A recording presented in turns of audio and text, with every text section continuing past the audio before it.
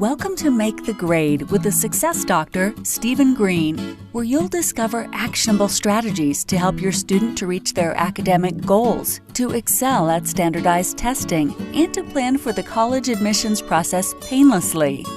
And now, here's your host, Dr. Stephen Green.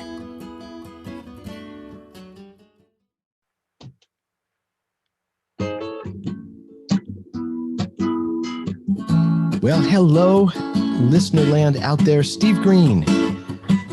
This is an episode of the Make the Grade podcast. All things education. My mission, help parents to help their children to maximize their education. I have a special guest today. Who I've known for a while. Really appreciate the work she does. I think you're going to learn a lot here. So get your listening on, get your pencils out. Carlee Meyers, welcome to the podcast.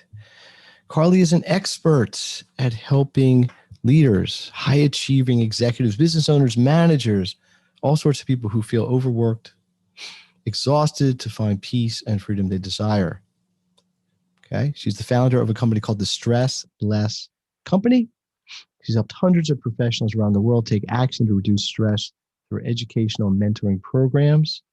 She also feels there's no one-size-fits-all when it comes to stress management. She's a diplomat of the American Institute of Stress. I didn't know there was such a thing. And it's been featured on many media outlets.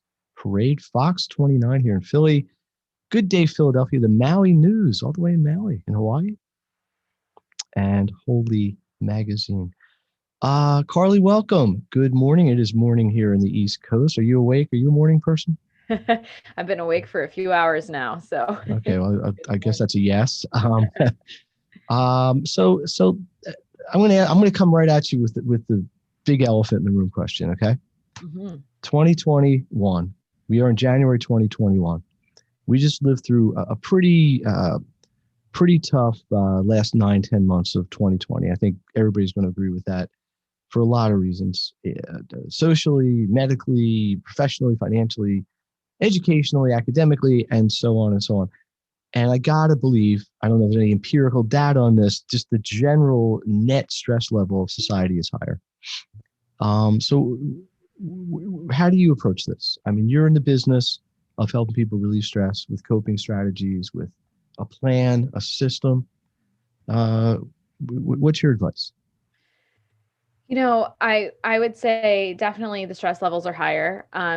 Pre-pandemic, just for some context, before the pandemic, before the racial justice movement, before civil unrest, before everything that's been happening. There's a lot going on. Right. Before all of that, the statistics, from a Gallup poll, I think it was 2019. So just before 2020, I think it was 80% of Americans are experiencing high levels of stress. Were. So I can only, and that was just day-to-day life, right? That was no this is baseline. Just baseline, right? Life does this to you. Exactly. So, I can only imagine. I know the conversations that I've been having one-on-one, the trainings that I've been doing, the groups of people that I've, been engaging with. It's all of that day-to-day, plus all of the uncertainty that 2020 brought, for sure. So we were already elevated, if we can use that word. And then we had a spike. Mm-hmm. So now we're at like DEFCON 5. I can make a movie reference here. I'm not big on movies, but that's always been a good one. A lot of my audience are parents with children in school. Mm-hmm. Can you speak anything specific to that? Do you think anything particular? Let me ask it this way. If someone came to you and said, I'm really stressed out because my kid's academics, and I know it's a, different glove for everybody's hand kind of thing. Would you give them different counsel typically than say somebody who's stressed out because they're a CEO of a company that's just having financial trouble, or maybe even somebody who's in a relationship that's stressful? Is it anything different there? Would it be a different approach, or is it still one-on-one? Let's learn about the basic stuff. Mm-hmm. Well, okay. So first of all, there's no one size fits all. So, right. At the end of the day, no one's going to get the same advice from me. Okay. But, in terms of like my one-on-one relationship with my clients, every call is different.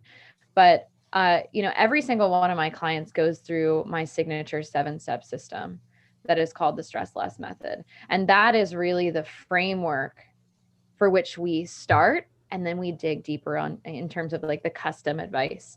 But, when we're talking about a parent navigating the at-home learning, the changing in schooling policies and everything that's been happening with the pandemic, the first thing that I start with, and this is actually really common advice, because whether it's the changing school system, 1 week the kids are at home, 1 week the kids are at school, what the heck's going on, right?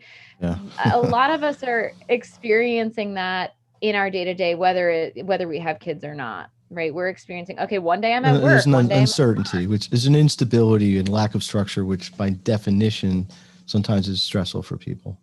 Exactly. Right. Yes. And so, thinking about, that broader picture, most of the conversations that I've been having is starting at step 1 in the Stress Less method, which is my signature system, which is step 1 is deepen your spiritual understanding.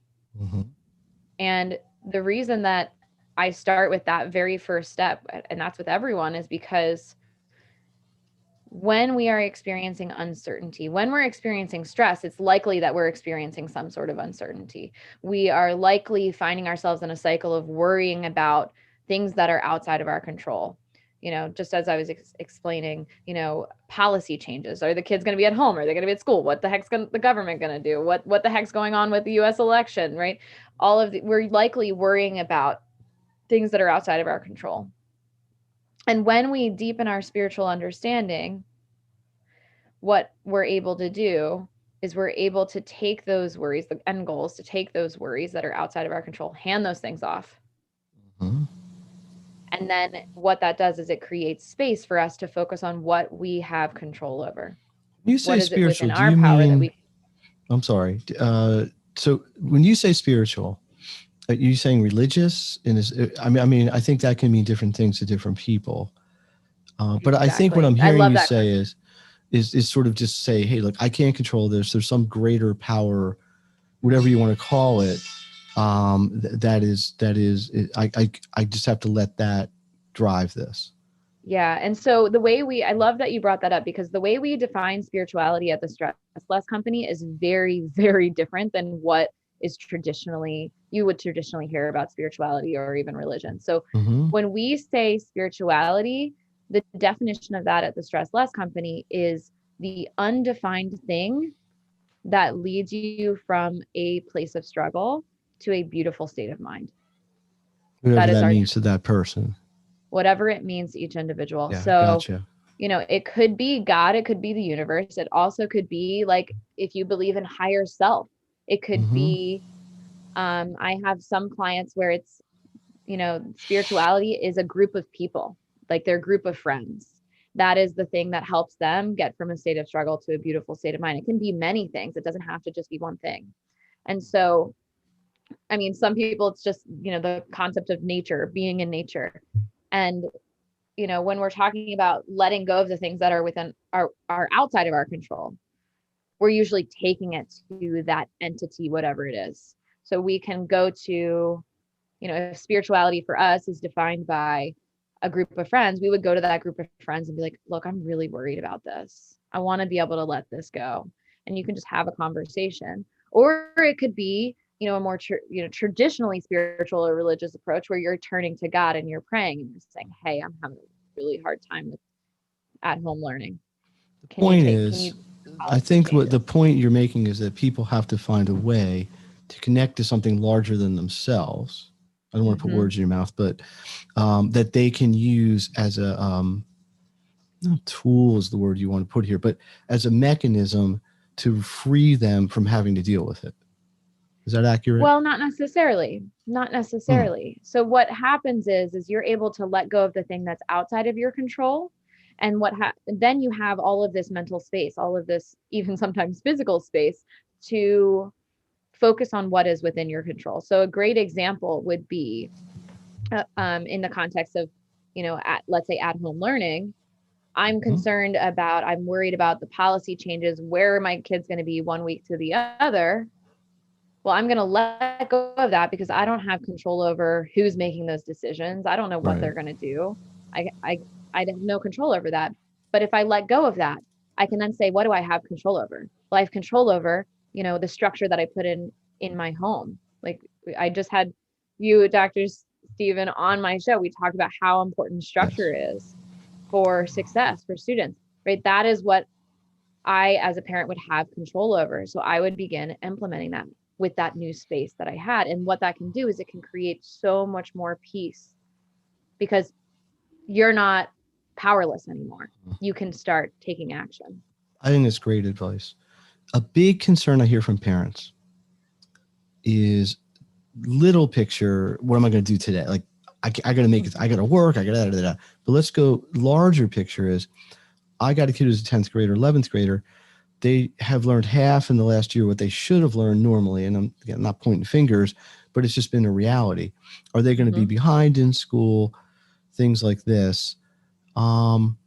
Interesting. So one of the conversations obviously you would have with somebody you would work with is what this is to them, what this higher spiritual connection is to them, how they can nurture it, develop it, and learn how to tap into it.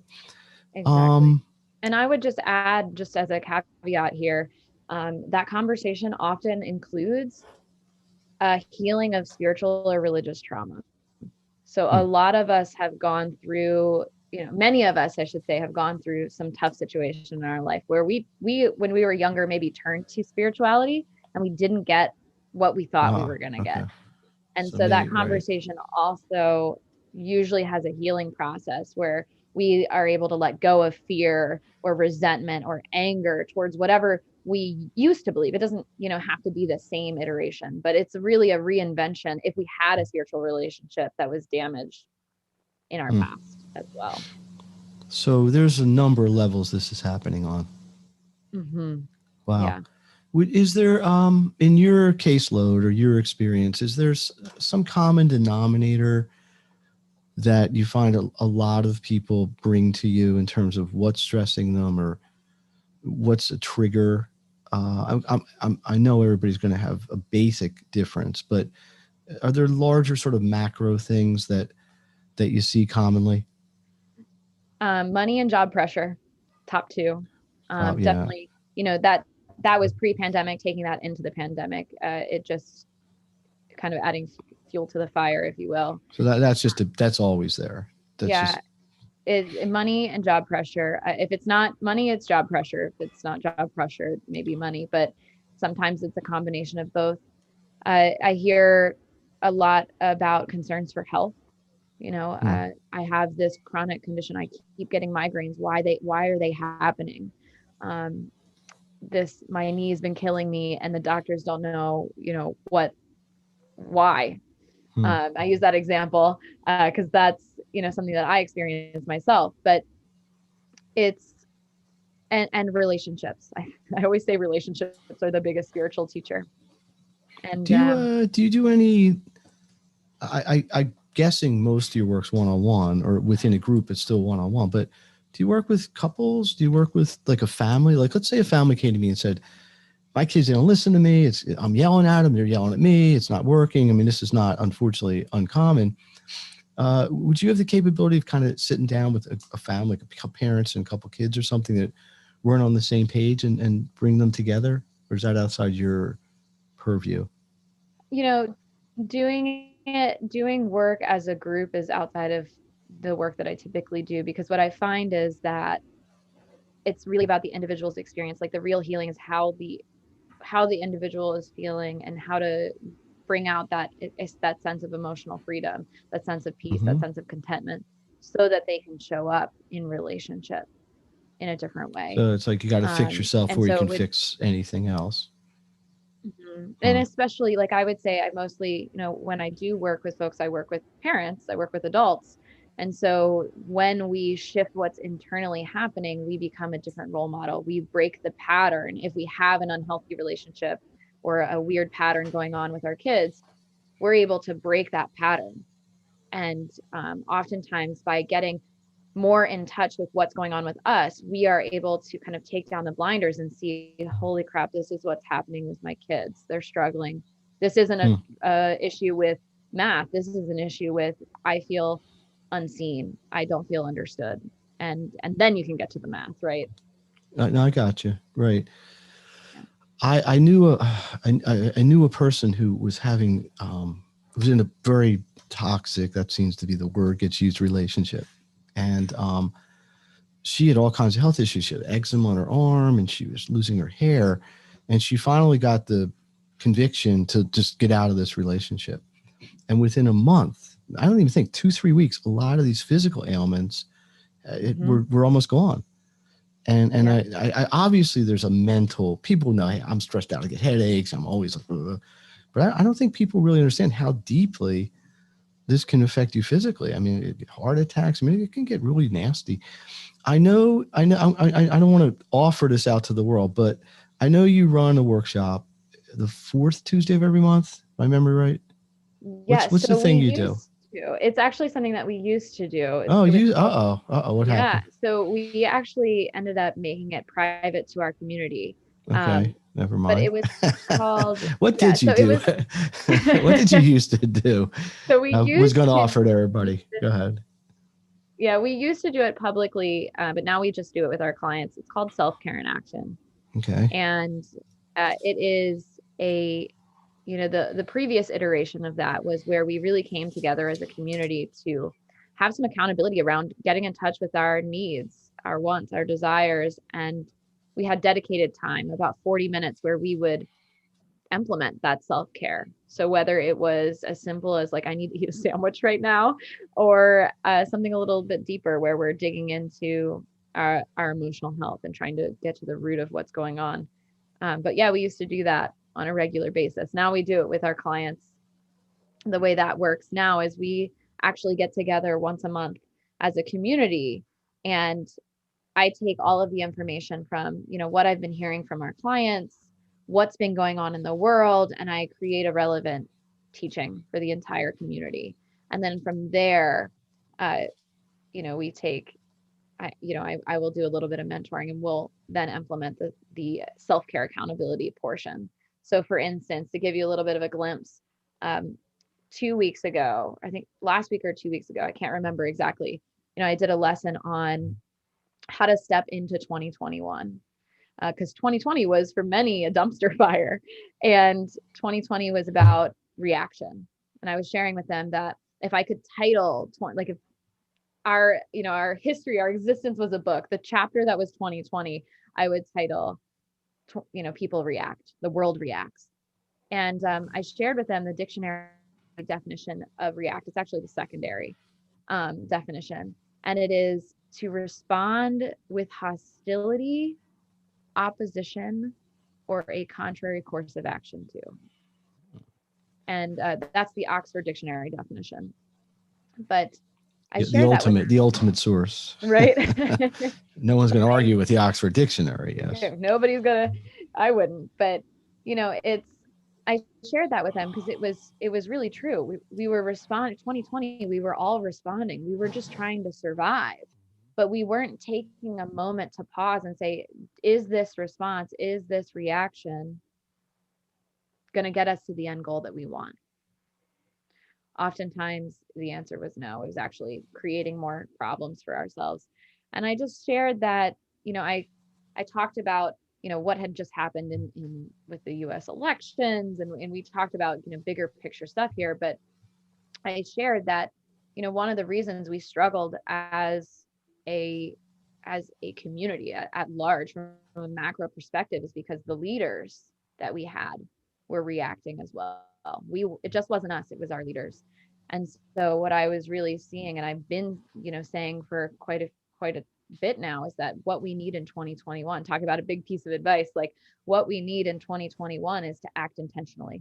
We need leaders that act intentionally. So as a parent, you are a leader, and it is up to you to act intentionally. And so I shared with them also the definitions of action and the definition of intention. And so action is the fact or process of doing something, typically to achieve an aim, right? So doing what you say you're going to do, what you want to Intention's do. kind of a loaded one because that's one of the ones where different people have different. You get 20 people, you're going to get 18 definitions. So how did you define intention? So the Oxford Dictionary definition defines intention as in two ways, which I found the second way really fascinating. But the first one is a thing intended, an aim or plan. Aren't you not supposed to use the word in the definition? I thought the same thing, but here we are. Okay, all right, I'm just but here's sorry. The secondary definition. Okay, secondary one. So this is from the world of medicine, which I just found, again, I found it fascinating. And it is the healing process of a wound. The healing process of a wound. And I was like, I think we can all agree that 2020, even going into now, we're still going through a collective trauma. And I think it's time to begin that healing process. Well, certainly on an individual level, which is going to filter into a community level and eventually society level. Exactly. You know, it's interesting because I look at intention as kind of a subset within goals. Like you set a goal with an intention to accomplish something. I guess you could even flip it around. My intention is to be a better tutor. So, I set a goal to do X better and Y better and Z better. So I guess you could do either way, but this is the 107th podcast I've done. I've actually done more, not all of them. Some of them end up on the cutting room floor, as they used to say. But I'm gonna say without any sort of without any actual fact check, 30 have been some way, shape, or form about goal setting. Because in academics, especially when you have a top families where somebody's trying to check and have accountability, it's so important. Mm-hmm. And I think the way you're coming at it, and you didn't mention goal setting specifically, but I sort of bring in the intention is that you say, look, I want to accomplish something. I want to have a different mindset. I have to filter things through a different lens. Yep. And some of this is just attitude. You know, it's glass half full, glass half empty is a cliche, but it's so true. Mm-hmm. You know, you could look and say last year was the worst year ever. And in some ways you could argue that, but I know people that did terrible last year. Business is failing. I feel really badly, but there's also a lot of opportunity. Yep. There's a lot of opportunity to connect in new ways with people. I mean, say what you want about it. I'm sure nobody loved being on virtual meetings all day, but there was more family time. I mean, you can always find a silver lining if you want to look in that direction. Exactly. It's so funny. So the question that I shared with my clients just last week or the week before, I said, in 2020, we were faced with a decision point, and none of us knew that we were at a decision point. And it was, really answering the question subconsciously, each and every one of us, will I be a victim to my circumstances, or will I take these circumstances? Will I view these circumstances as an opportunity to learn and grow? And so we either fell in one of those two categories in 2020. And it's okay if we found ourselves, saying, 2020 is a freaking dumpster fire. I'm so done. And we complain. But now that we know that was a choice point, we have a new choice point. And we have the opportunity to act intentionally and to say. And then in 3 months, there'll be another one. In 6 months, there'll be even another one. Exactly. Yeah. Wow. Hey, this is Steve Green, my guest, Carlee Meyers from the LESS COMPANY. You're listening to the Make the Grade podcast. Carlee, how can people reach you? You want to give out your email address or your website or all the above? If you're feeling called for more support, what I would say is you can visit stresslessco.com/apply. Okay. And what you'll do there is you'll fill out an application for a complimentary stress assessment. So that is a one-on-one conversation, just the two of us, where we hop on the phone, where we really try to get to the root of, okay, what's causing you to overwork? What's causing you to be exhausted? What's causing the stress and the overwhelm? And then, I will listen deeply and I will hold an energetic space for you. And then from there, together, we'll figure out why you haven't found the peace and freedom that you desire yet. stresslessco.com/apply. Exactly. Awesome. thestresssinfo.com. Do you have anything coming up? Are you doing any sort of events? You got a book coming out? I don't know. You always have something going on. I mean, I interact with Carlee somewhat frequently, so Yeah. So you got a big event in October, but we can get into that another time. But anything in the next month, 6-week window that you want people to be aware of? Well, so we have, I feel like it's a little bit of a teaser because we have a mindful tea tasting event coming up later in January. But unfortunately, the tickets have already been sold out for that. So it's a bit of a bit of a teaser there. What is that about? Is this like a Japanese tea ceremony kind of? It's a collaboration with a little candle tea company with the founder, Louise Caruth. And really, it's, one of the things that we teach at the Stress Less Company is this thing called creative stress reduction. And that's any activity. I think we talked about it on a previous episode. Yeah, I think we any did, activity yes. that gets us from a state of, fight, flight, or freeze mode to a beautiful state of mind. Right. So Rest and digest. the tea is the conduit. Mm-hmm. You slow down, you sip the tea and savor it. Exactly. So Louise is really going to be teaching about how to make your tea break or your coffee break the best 8 minutes of your day, the most mindful, something that will help you reset and get out of that fight, flight, or freeze mode so that you can return back to your work or back to your family or back to, whatever you intend to do or re-engage in better, more calm, in a better headspace. So it might be the facsimile of somebody taking a walk or picking up a guitar or riding a bicycle or cooking. I mean, some people find cooking sort of meditative in a sense. I do sort of. I don't always make the food taste any better, but the process is really what we're talking about. It's the journey, not so much the destination. Exactly. Let me ask you one last question specifically about academics. Is there an age younger than which I'm not asking this well. What's the youngest age person you would work with? I mean, would you work with a 6-year-old? That seems young. 10, 12, 15? Yeah, so I would definitely be open to working with teens. However, the work that I do the work that we do together requires a substantial commitment of time, money, and so that has to be there for that teen to be successful. So typically, I work with folks that are established in their careers. But if you know a little bit more about my backstory, and I think you might return to an old episode where I came on to learn about that, you would know that I have a very soft spot for teens who are struggling, because that's why I do the work that I do today. So I'm definitely open to it, but it would be an exception to the typical rule. So you're willing to do it. They may not fit your model from what you would expect as a commitment on their side, but it can be done.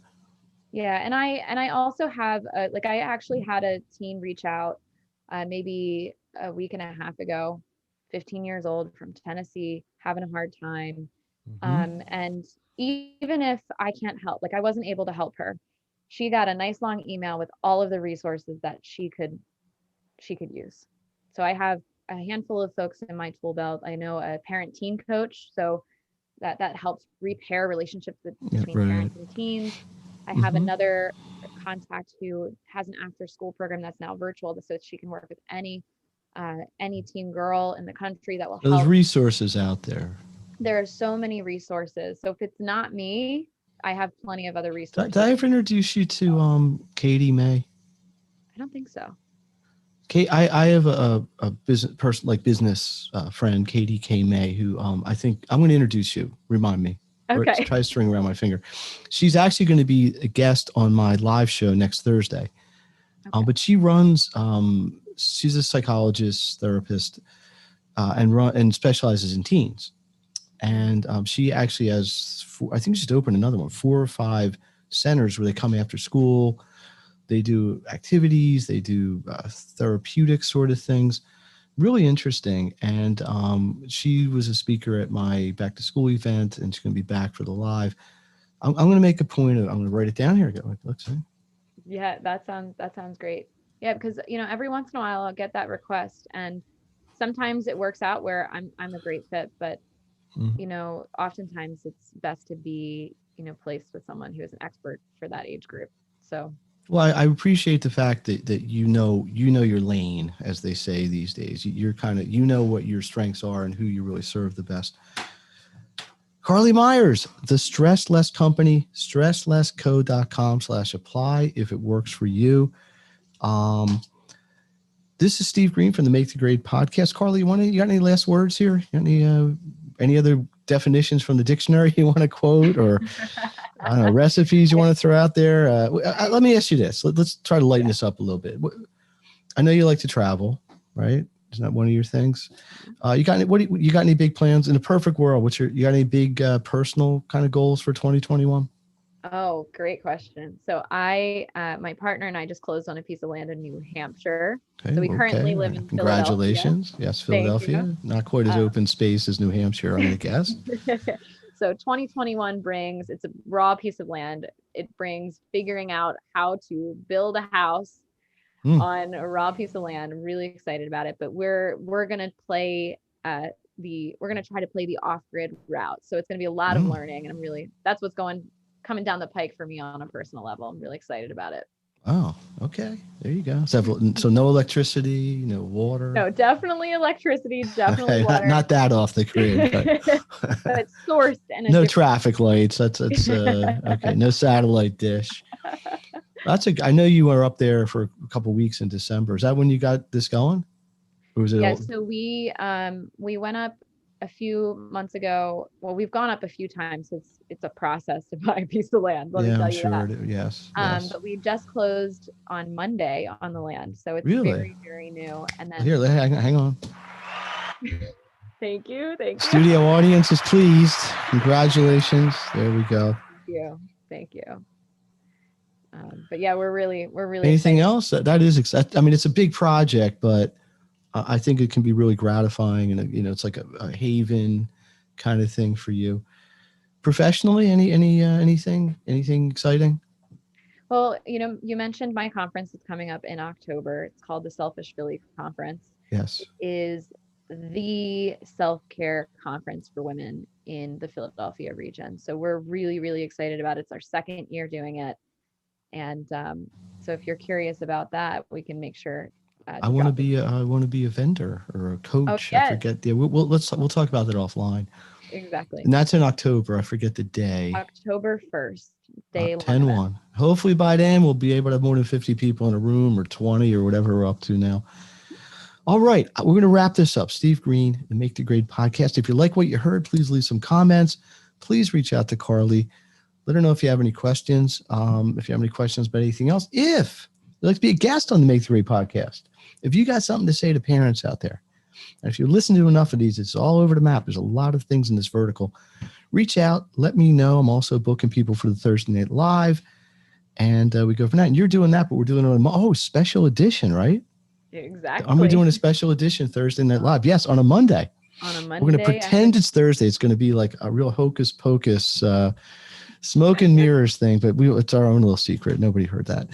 All right, Carlee, again, let's hear from the audience here. Thank you for your generous time and your positive energy. And that's one of the things I always liked about you. I don't think we ever even met, have we? Physically? Not in person, no. Oh, yeah, because we kind of got to know each other in this whole virtual thing. That'll probably happen hopefully sooner than later. All right. We are wrapping it up here. Let's bring in the song. There we go. This is me playing the guitar, by the way. A lot of people don't know that. Yeah. Anyway, see everybody next time. Thanks again, Carlee Meyers, and we will catch you next time. You've been listening to Make the Grade with the Success Doctor, Stephen Green. If you enjoyed this episode, be sure to subscribe. For more resources and support, please visit makethegrade.net.